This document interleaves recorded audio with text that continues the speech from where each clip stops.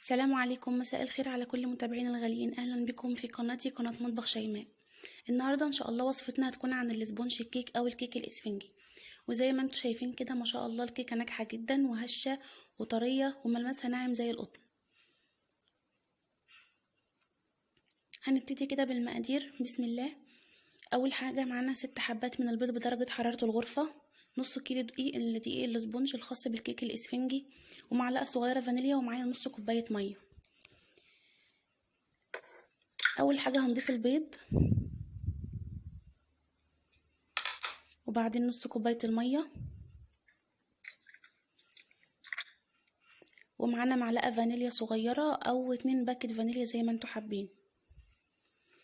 طبعا دقيق الاسبونج بيكون فيه الفانيليا والمحسن والبودر وفيه كل الاضافات، لكن انا بحب ازود فانيليا عشان اتخلص من اي ريحه للبيض.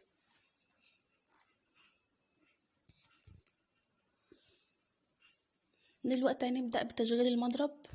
هنبتدي الاول بسرعه هاديه وبعدين هنعلي السرعه تدريجيا.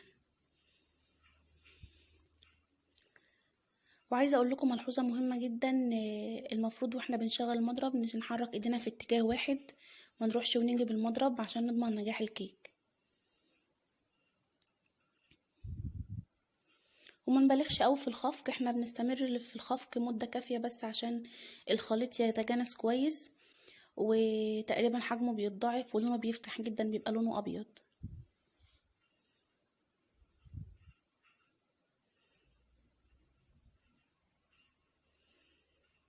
ودايما نخلي اتجاه الخفق في اتجاه واحد زي ما قلت لكم.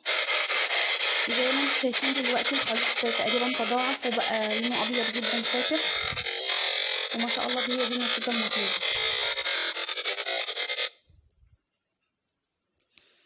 ومعنا هنا صينيه مقاس 24، انا غلفتها بورق الزبده. الاول قصيت القاعده بمقاس القطر بتاع الصينيه، وبعد كده عملت الحواف.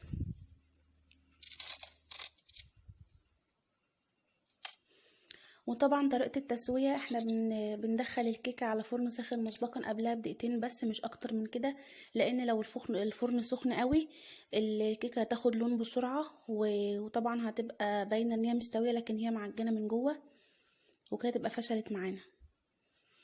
وبندخله على الرف الاوسط على الشبكة، وتقريبا بياخد في السوا من ساعة لربع ساعة على حسب شدة الفرن. ودلوقتي هنصب الخليط.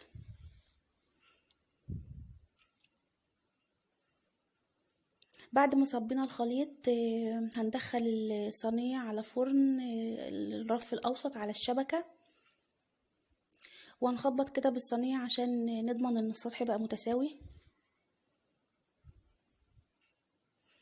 وده دلوقتي الكيك معانا بعد ما استوت، وان شاء الله ما شاء الله نتيجتها حلوة جدا وناجحة جدا ولونها حلو قوي، وزي ما انتم شايفين هشة وناعمة وما شاء الله عليها يعني. اتمنى ان شاء الله انكم تجربوا الطريقه، هي سهله جدا وبسيطه ومش مكلفه، وهي بس ب3 مكونات اساسيه: الدقيق والفانيليا والبيض.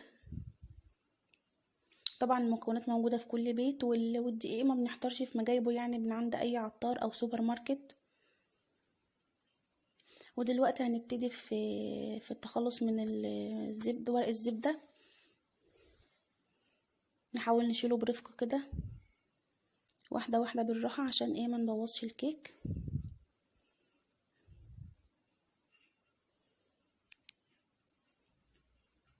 ان شاء الله لو جربتوها تنجح معاكم من اول مره. وانا عايزه اقول لكم ان دي اول مره بعمل فيها السبونج كيك، والحمد لله نجح معايا من اول مره زي ما انتم شايفين. ولو محتاجين الارتفاع يكون اعلى من كده ممكن تستخدموا صينيه اقل في الحجم، مقاس 20 مثلا، الارتفاع كده هيبقى اعلى، لكن دي مقاس 24.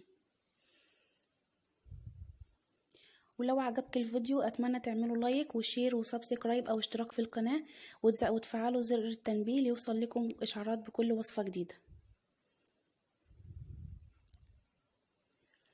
وان شاء الله هنزل لكم تزيين الكيك